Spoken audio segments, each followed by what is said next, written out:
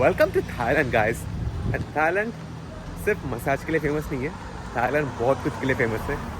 ये डायलॉग मेरे एक दोस्त ने एक वीडियो में बोला था और मेरे को सुनकर बहुत अच्छा लगा। तो आप लोगों को बताता हूँ, थाईलैंड में लोग सिर्फ मसाज करने नहीं आते, बट थाईलैंड में सब कुछ है। और इस वीडियो में हम लोग बात करने वाले थाईलैंड में सब कुछ का प्राइस कितना है, थाईलैंड में महंगाई कितनी है, cost of living in Thailand कैसा है, सब जानेंगे इस वीडियो में। क्योंकि थाईलैंड है हम इंडियंस का फेवरेट देश क्यों ना हो, इतना मज़ेदार देश है, पार्टीज अच्छे होते हैं और यहाँ के बीचेस भी कमाल के हैं, सस्ता भी देश है। तो हम लोग जानेंगे इस वीडियो में थाईलैंड में अगर आपको लंबा रहना है तो कितना खर्चा आएगा और कितना एडवेंचर होने वाला है। एडवेंचरस कंट्री तो है ही, पर सेफ्टी का टेंशन मत लो, because we are partnering with safety wing in this video और आपको बताएंगे कैसे सेफली आप day to night life lead कर सकते हो थाईलैंड में।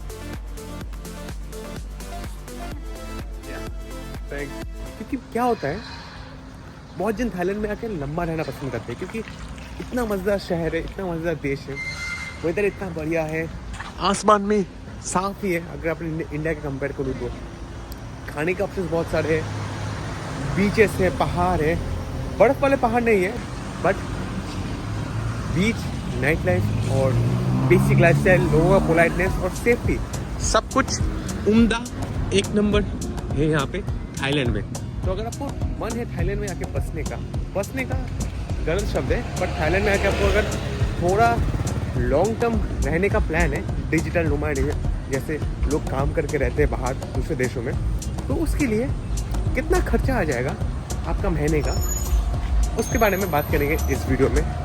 फिलहाल आप देख रहे हो एक्सप्लोर राजा के साथ, उसकी कंट्री नंबर 100 थाईलैंड। हम लोग हैं बैंकॉक में और चलो एक्सप्लोर करते हैं cost of living in Thailand. जैसे कि ये 7-Eleven आपको हर जगह मिल जाएगा, पर आपको एक चीज़ बता दूँ, अगर आपको बाल काटते हैं तो देख सकते हो 70 बाट, यानी कि 150 रुपये आप बाल काट सकते हो। लड़कों के लिए बता रहा हूँ, लड़कियों के लिए ऑलवेज महंगा होता है। अगर आप फीमेल हो और आपको यहाँ पे रहना है तो ऑफकोर्स पार्लर का कोई हिसाब नहीं है, पार्लर का कोई लिमिट नहीं है, तो ज़्यादा पैसे लग सकते हैं। पर खाने की बात करूँ तो खाना लड़का लड़कियों के लिए सेम है।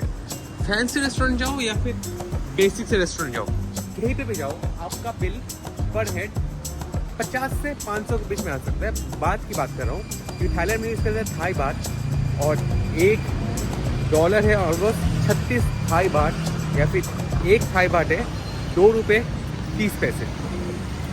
और ये बहुत ही कैश बेस्ड सोसाइटी है, तो यहाँ पे आपको बस कैश ही कैरी करना है। यहाँ पे आपका कार्ड बहुत ही कम जगह पे यूज़ किया जा सकता है।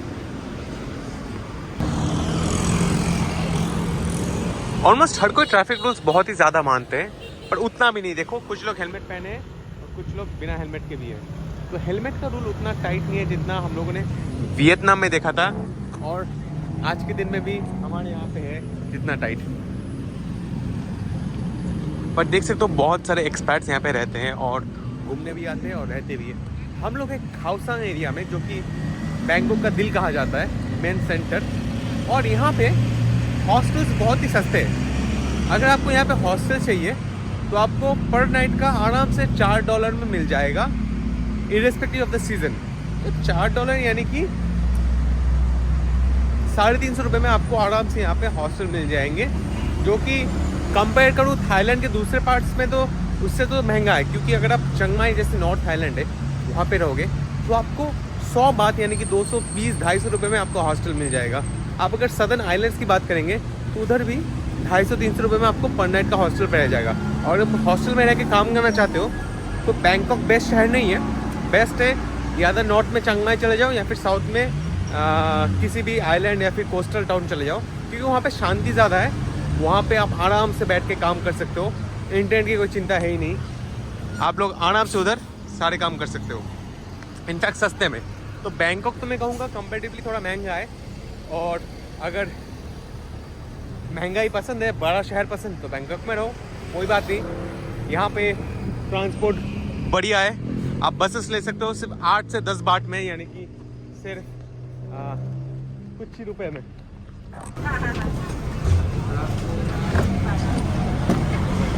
सो ए नाइस लॉन्ग बस ride would cost you only 10 बात। सिर्फ 10 बात दिया मैंने और मैं आ गया हूँ प्लैटिनम पे, जहाँ पे है सारा सस्ता शॉपिंग और चीज़ें। यहाँ पे आप सारी चीज़ें ले सकते हो सस्ते और सस्ते में, बहुत कुछ ले सकते हो। यहाँ पे क्या लिखा है? थैंक यू, सी यू, कम। देखो ऐसे ऑफर मिल जाते हैं, बहुत ही फ्रेंडली लोग हैं, इतने फ्रेंडली लोग शायद ही कहते मिलेंगे, तो बहुत ही अच्छा है यहाँ पे रहने के लिए। बट ये वाली चीज़ें बहुत ही महंगे हो जाते हैं, ये बहुत ही महंगा लेते हैं। जो ये रिक्शा है ना, ये कभी मत लेना थाईलैंड वगैरह में। मैं नहीं, थाईलैंड में आओ, मज़े करो। वैसे एक बात बताऊँ, अगर बात करें सिक्योरिटी का, तो देखो मैं चल रहा हूँ कैसे एकदम एम्प्टी सा स्ट्रीट में, बढ़िया सा, बट कुछ डर वर नहीं इधर, सब बढ़िया है, सब चंगासी, कोई टेंशन नहीं है। इधर से हाथ से फ़ोन खींचने का भी टेंशन नहीं है। मूवीज़ में दिखाते हैं थाईलैंड में थोड़ा डेंजर है, पर पहले था, आज के दिन में बहुत सेफ है। स्पेशली अगर आप टूरिस्टिक एरिया में रह रहे हो, जहाँ पे ज़्यादा एक्सपर्ट्स है, टेंशन की बात नहीं है। गैंग वैंग वार एकदम नेग्लेजिबल हो चुका है। पर ये सब बात करते हुए भी हम लोग को ये भूलना नहीं चाहिए कि सिक्योरिटी का इशू हो सकता है। पेट खराब तो नहीं होगा, बट हेल्थ ख़राब हो सकता है, क्योंकि आप बाहर हो, घर के बाहर हो। अगर हेल्थ ख़राब हो रहा है तो उसको ठीक करने के लिए प्रिकॉशन क्या ही ले सकते हो। सब कुछ सस्ता है, पर मेडिकल तो सस्ता नहीं है। इंडिया के बाहर हर जगह मेडिकल महंगा है, और कोई भी इमरजेंसी हो, कुछ भी हो जाए, तो उसका प्रिकॉशन एक ही है, नोमैड इंश्योरेंस। अगर आप घर के बाहर रह रहे हो एज ए नोमैड लंबा टाइम, और टूरिस्ट के हिसाब से नहीं जा रहे हो, एज ए नोमैड रिटेल काम कर रहे हो, तो आपको चाहिए नोमैड इंश्योरेंस जो आपको बचाएगा। और मैं पिछले कई सालों से बाहर ट्रैवल कर रहा हूँ, और जिस कंपनी को मैं एकदम हाईली रिकमेंड करता हूँ और जिसको मैं यूज़ कर चुका हूँ, वो है सेफ्टी विंग। सेफ्टी विंग से आप अपना नोमैड इंश्योरेंस लो और बेफिक्र कहीं पे भी जाओ, कहीं पे भी रुको। क्योंकि अगर मान लो आप बाहर हो, आपको लग रहा है कि यार इंश्योरेंस नहीं है, क्या करूँ, तो फिर टेंशन नहीं है। आप सेफ्टी विंग का इंश्योरेंस जब भी ले सकते हो, जब चाहो ले सकते हो। एक दो सवालों के जवाब देकर उनके वेबसाइट में आसानी से, और उसी टाइम से आपका इंश्योरेंस चालू हो जाएगा, और आप बेफिक्र अपना नोमैड लाइफ थाईलैंड में बिता सकते हो।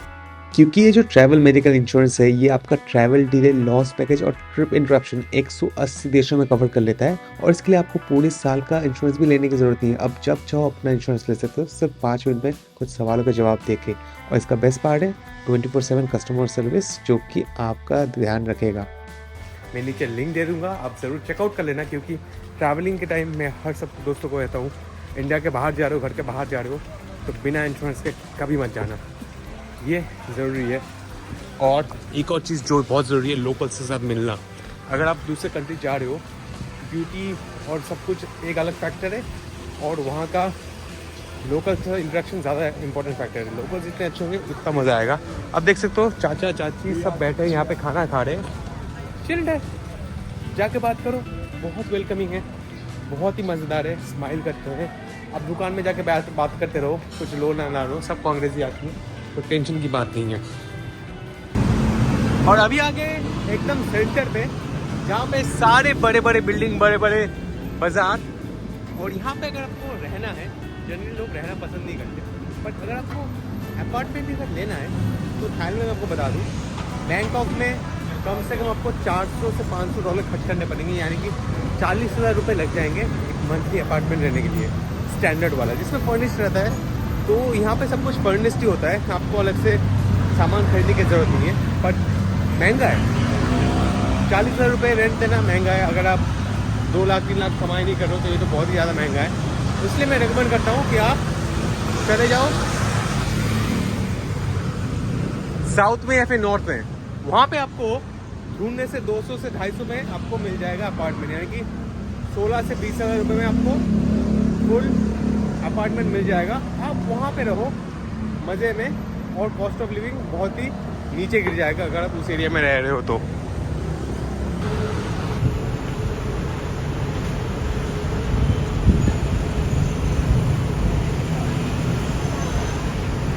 जो मेट्रो है वो काफ़ी महंगा है अगर थाईलैंड का या फिर बैंकॉक का स्टैंडर्ड किया जाए। बसेस आपको 8 से 20 बाद में मिल जाएगा, और मेट्रो लेने के लिए आपको कम से कम 30 से 50-60 बात खर्च करने पड़ेंगे।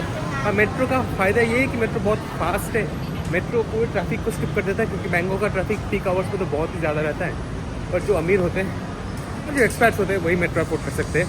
बट एक्चुअल में जो अमीर होते हैं ना, वो लोग ग्रैब कर लेते हैं। आप कहीं पे भी ग्रैब, बोल्ट या फिर इनड्राइव, इन तीनों एप्लीकेशन से पूरे थाईलैंड में कहीं पे भी, पूरे बैंकॉक में कहीं पे भी घूम सकते हो।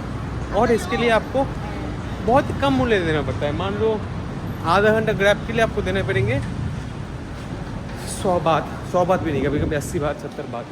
तो कम पैसों में गेम हो जाएगा आपका। इधर ट्रांसपोर्ट का भी टेंशन नहीं है थाईलैंड में। तो लेस के यहाँ पे कई सारे फ्लेवर्स है। इतने सारे फ्लेवर्स इंडिया में नहीं मिलते, अच्छा हुआ नहीं मिलता, क्योंकि कुछ जो अजीब अजीब गरीब फ्लेवर हम लोग खाएंगे भी नहीं। जैसे स्क्विड वाला फ्लेवर हो गया, जैसे कि ये वाला फ्लेवर हो गया, क्या कहते हैं, बीफ वाला फ्लेवर हो गया। पर एक पैकेट लेते हैं, एक पैकेट का दाम इधर 45 बात यानी कि 90 रुपये है, जो कि काफ़ी महंगा कहूँगा, पर सस्ता भी नहीं कहूँ, मतलब महंगा भी नहीं कहूँगा, क्योंकि इसमें बहुत सारा ग्राम है। 100 ग्राम है। अपने यहाँ पे जो पैकेट रहता है उसमें 8 ग्राम, 20 ग्राम, 16 ग्राम रहता है। कुछ सस्ते ब्रांड्स भी हैं, जैसे कि ये मान लो 22 बाट का, यानी कि लगभग 50 रुपये का 50 ग्राम मिल रहा है। तो 1 रुपये का 1 ग्राम मिल रहा है। इंडिया में क्या 1 रुपये में कितना ग्राम मिलता है, आप लोग ज़रा कमेंट करके बताना। बाकी कोको कोला अगर लेने जाओगे तो ये 22 रुपये में 1 लीटर मिल रहा है, 22 बाट में, यानी कि ऑलमोस्ट 50 रुपये में 1 लीटर, जो कि आई थिंक इंडिया से सस्ता है। 50 रुपये में 1 लीटर असली दिन शायद नहीं मिलता है। दारू की बात की तो ब्लैक लेबल मिल रहा है यहाँ पे 2200 रुपये में आधा लीटर, और ऑलमोस्ट ये कितने लगेगा, 70 मतलब 700 ml मिल रहा है यहाँ पे लगभग 3000 रुपये में। ये रेट चल रहा है। कैप्टन मॉर्गन मिल रहा है यहाँ पे 850 रुपये का। तो प्राइसेस तो सस्ता महंगा मैं नहीं बता सकता, क्योंकि मैं कभी बॉटल ख़रीदा ही नहीं इंडिया में, तो मेरे को पता नहीं है। पर हाँ, सस्ती से सस्ती बियर आपको मिल जाएगी इधर 100 रुपये के अंदर, 40 बात के अंदर, यानी कि 90 रुपये के आसपास। वाइन में पीता नहीं, वाइन की प्राइसेस बता के फ़ायदा नहीं है। पर जैसे मान लो कि ऑस्ट्रेलिया का यहाँ पे वाइन का बॉटल है, ये 1000 रुपये का है, 1100 रुपये का है। तो प्राइसेस तो महंगे नहीं है कुछ भी, सब कुछ सस्ता है, बढ़िया है। सॉल्टेड बटर है यहाँ पे, देख सकते हो, छोटा सा बार है, आई थिंक 150-200 ग्राम का होगा। ये मिल रहा है 150 रुपये का। और क्या मिल रहा है, क्रीम वीम तो खरीदते नहीं हम लोग, उतना पता नहीं। ये 200 ग्राम का बटर मिल रहा है, ये प्योर बटर, असली बटर, अमूल बटर नहीं है, प्योर बटर है। ये 200 ग्राम का मिल रहा है आपको 350 रुपये में, 350 रुपये में। चीज़ वीज़ देख के फ़ायदा नहीं है। एक दूध का बोतल, दूध अपने लिए बहुत इंपॉर्टेंट है, और 1 लीटर का बोतल दूध का यहाँ पे मिल रहा है 43 यानी कि 90 रुपये में। 90 रुपये में दूध मिल रहा है। और ये बड़ा जार है, लगता है ये 2 लीटर का है, ये मिल रहा है 220 रुपये में। मतलब 100 रुपये लीटर का आप रेट पकड़ लो दूध का ऑन एन एवरेज। अलग अलग वैरायटी के दूध है, चॉकलेट दूध है, नॉन चॉकलेट दूध है, कम फैट, ज़्यादा फैट। अपने को तो भाई ज़्यादा फैट वाला दूध ही पसंद है। दूध पी रहे हो तो असली वाला पियो, गाय का पियो, फैट वाला पियो। और आगे मछली बाजार में आप लोग को दिखाना है कि नहीं पता। मुर्गी तो बहुत सस्ता है यार, 75 बात यानी कि 170 रुपये किलो पे आपको चिकन ब्रेस्ट मिल रहा है। मतलब बोनलेस चिकन मिल रहा है 170 रुपये में। इंडिया में बोनलेस लेने के लिए 300 रुपये देना पड़ता है, बट चिकन तो बहुत सस्ता है। तो जिनको चिकन खाना है वो तो बहुत ही सस्ता है। ये क्या 40 रुपये किलो में मछली बिक रहा है, बहुत ही सस्ता मछली तो और भी सस्ता है भाई। लूट लो देखो, 80 रुपये किलो क्रैब मिल रहा है। क्रैब महंगी चीज़ होते हैं, अलग अलग फिशेस अलग अलग प्राइस में है, पर सस्ता है। अगर आप शॉपिंग करके खाओगे, अपने हिसाब से पका के खाओगे तो बहुत ही ज़्यादा सस्ता है। अंडे ढूंढते हैं यार, अंडे पता करते हैं, अंडे कहाँ पे मिलेंगे।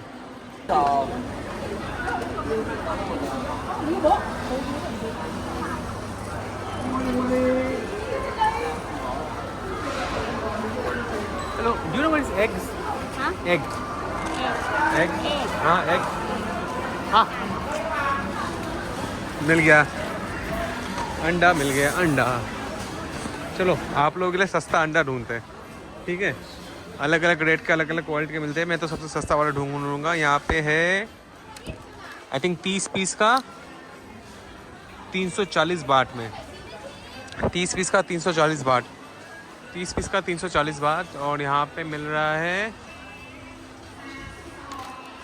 12 पीस 60 बाट में, 12 पीस 60 बाट में, यानी कि 10 रुपये का एक अंडा। और यहाँ पे मेरे ख्याल से ये वाला सबसे सस्ता अंडा है, 10 रुपये पीस का अंडा है। तो अंडा तो 10 रुपये पीस, यानी कि थोड़ा महंगा है कंपेयर टू अपने यहाँ पे भी 6 रुपये 7 रुपये पीस का अंडा मिल जाता है। तो बहुत चीज़ें देख ली हम लोगों ने यहाँ पे, और प्राइजेस नहीं देखने, यहाँ से निकल जाते हैं। आप लोगों को थोड़ा बहुत आइडिया मिल गया होगा कि कितना सस्ता और कितना महंगा है। नूडल्स रामेन के पैकेट भी आपको सस्ते में मिल जाएंगे, तो टेंशन की बात नहीं है। और अगर आपको लगता है आप टप्परी में नहीं खाना चाहते हो, उसी दुकान में आप अच्छे से रेस्टोरेंट में खाना चाहते हो, तो इधर भी आपको 100 रुपये में खाना मिल जाएगा। दिखाता हूँ आपको कैसे। तो सिर्फ $1.5 में मेरे को यहाँ पे मिल गया बैठ के AC रूम में ठंडे पानी के साथ यहाँ पे फ्राइड राइस, और इसके साथ अच्छे एमिनिटीज़ है।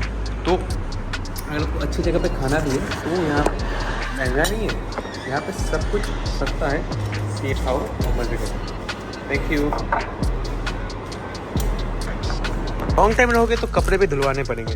मैंने अपने चड्डी मोजे सारे कपड़े धुलवा के एवरेज से आयरनिंग भी करा लिया है, और मेरे को लगा यहाँ पे 2 किलो के लिए $2 यानी कि 160 रुपये।